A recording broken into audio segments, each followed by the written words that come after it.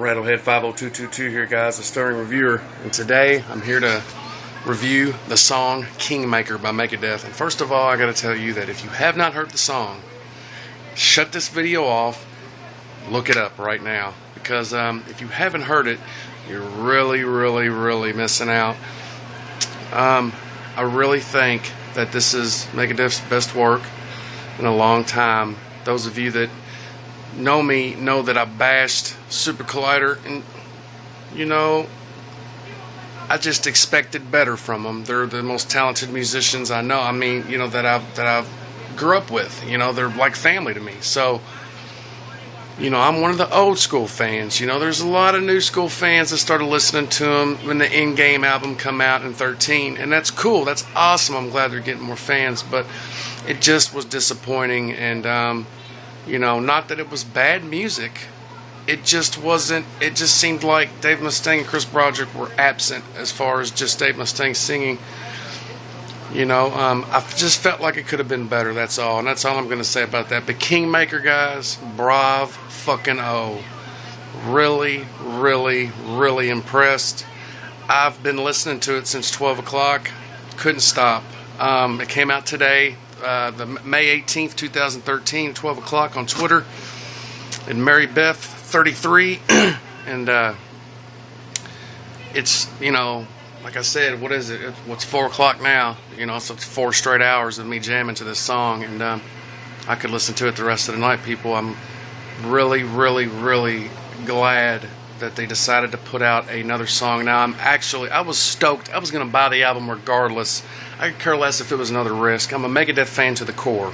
And just because I put out one bad review does not mean I don't dislike it. I did not ever say that the album was going to suck. A lot of folks out there seem to be getting that confused.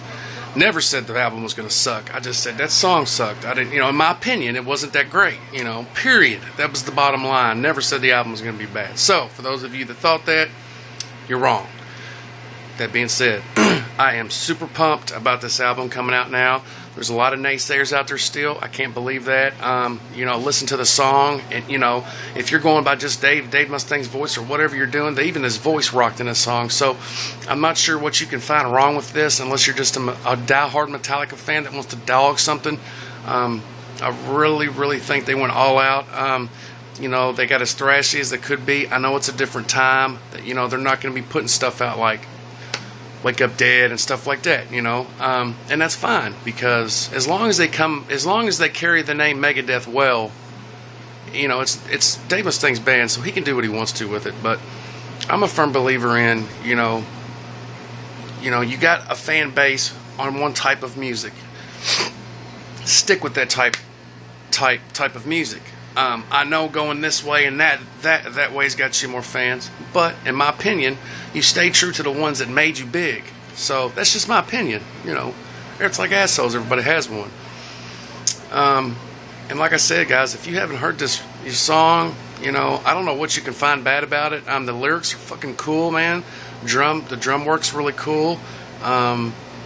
You know, even Dave's voice sounds really good. You know, I mean, it's really put together really well, because I'm one of those that thought United Abominations was the best record since Countdown. And then In-Game come out, and I thought, wow. And they, you know, I thought these guys are going right back up to where they were back in the 80s and early 90s. And then 13 come out, which I wasn't a big fan of, but it was still rock and roll heavy. You know what I'm saying? It wasn't the sound I was hoping for, but it was still good. It was a solid album. It wasn't a standout album, but it was solid. And then Super Collider, I believe, I'm very glad they come out with put another song out. I have a feeling that they got the message. Even though it come across negative, I have a feeling they got the message. Super Collider didn't hit that big. A lot of folks, you know, there's a couple of guys on here doing reviews that just started listening to Megadeth 2 years ago, and you know, really have no business even. Never mind, that's not even here or there. But what I'm saying is, I wasn't a huge fan of it. It wasn't all that bad as you know, musician wise. You know, it just is. It was what it is. You know, I mean, you can't change it. You know, anything about it. But I'm just really glad to come out with this song. I think it jams. It rocks. I really do believe this album is going to set them on fire. I really believe they're going to go all the way up to the charts with this. It's beaten everybody. I mean, so far, you know, just the last album alone, you know, in Endgame has beaten pretty much all the big four. You know, I love them all. You know, I'm a fan of all the thrash, all metal, period. Thrash is my genre, but I just feel that they have really stepped up their game, and to be up in age like they are, man, you know, I mean, goodness gracious. Then you got Chris Broderick with Mustaine. I mean, geez, you know, you just can't ask for better musicians than what they have. Sean Drover, and a lot of folks call Sean Drover a robot and shit. I'm not understanding that, you know. He tweeted kind of to me something last night that really didn't flatter me all too well. I thought he kind of was hating on me, but, you know, fuck it. It is what it is. I still think he's a good drummer.